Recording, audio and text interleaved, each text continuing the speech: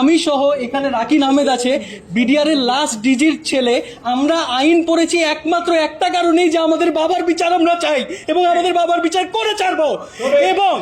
এবং আমরা অনেক কৃতজ্ঞ যে এই ছাত্র জনতার এই আন্দোলনের পরে আমার ছাত্ররা, আমি নর্থ সাউথ বিশ্ববিদ্যালয়ে পড়ে, আমার ছাত্ররা আমাকে এসে বলতো যে স্যার আমরা তো পেয়েছি কিন্তু আপনার জন্য আমরা সবচাইতে বেশি খুশি। এবং এই সরকার যখন কিনা তদন্ত কমিশনটা করে নাই, তারপরে বোঝা গিয়েছে যে জনগণ কতটা তার মনে প্রাণে এই বিডিআর পিলখানা হত্যাকাণ্ডকে ধারণ করে। এই কারণে আমরা আজকে অভিযোগ দায় করছি এবং আমরা আশাবাদী যে আমরা এর সঠিক বিচার পাবো। আমি রাকিন আহমেদ ভুইয়া, আমি শহীদ জেনারেল শাকিল আহমেদের ছেলে, শহীদ নাজনীন আহমেদের ছেলে।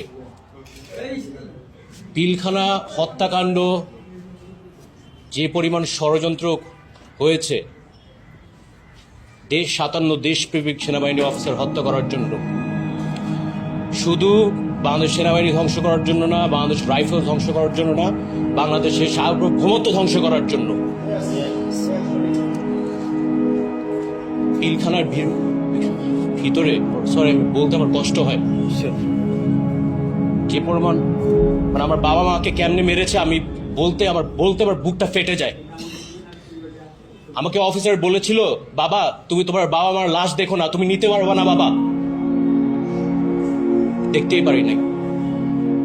যে নির্মমতা, যে বর্বরতা আপনারা কল্পনাও করতে পারবেন না।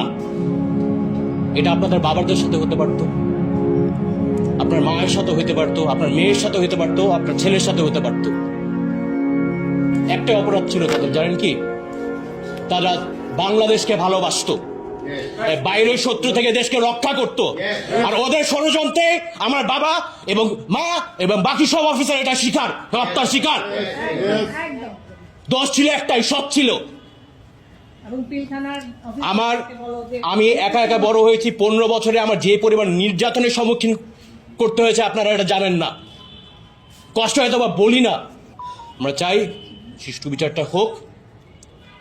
15 বছর একা ছিলাম, শুধু একমাত্র আল্লাহ তাআলা ছিল আমার পাশে।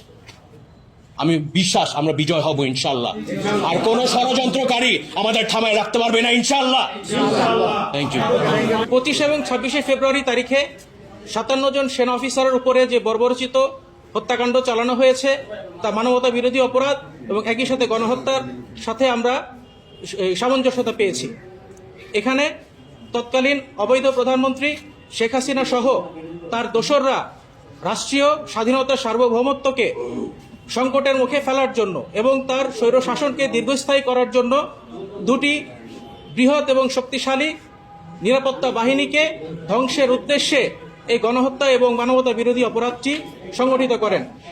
আজকে আমরা বিডিআর শহীদ পরিবারের উপস্থিতিতে মাননীয় ট্রাইব্যুনালের চিফ প্রসিকিউটর বরাবর একটি অভিযোগ দাখিল করেছি। অভিযোগে আমরা 58 জনের বিরুদ্ধে আমরা অভিযোগ দাখিল করেছি, তৎকালীন প্রধানমন্ত্রী শেখ হাসিনা সহ।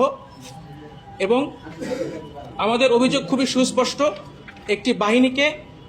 দুটি বাহিনীকে ধ্বংস করে বাংলাদেশের স্বাধীনতা সার্বভৌমত্বকে সংকটাপন্ন করার উদ্দেশ্যে পরিকল্পিতভাবে আওয়ামী ফ্যাসিস্ট মতাদর্শকে প্রতিষ্ঠা করার জন্য দেশপ্রেমিক এবং দক্ষ অফিসারদেরকে খুন করা হয়েছে।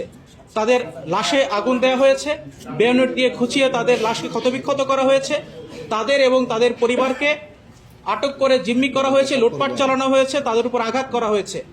এই সব কিছুই মানবতা বিরোধী অপরাধ হিসেবে গণ্য হয় এবং একই সাথে যেহেতু সে রাজনৈতিক উদ্দেশ্যকে চরিতার্থ করার জন্য এই হত্যাকাণ্ডটি সংগঠিত করেছিল, এটি গণহত্যা হিসেবেও পরিগণিত হবে।